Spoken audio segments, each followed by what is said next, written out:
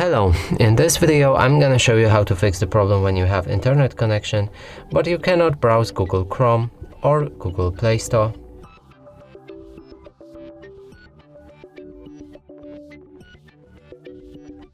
On your Nokia G21. So in order to fix that, we'll need to move to our settings, scroll all the way down, find System, and then Date and Time. Here enable Use Network Provided Time. Now if we go back to our Google Chrome, reload the page, it should load without any problem. And the same as with Google Play Store, we can reload the page, open any app and update or install it without problem.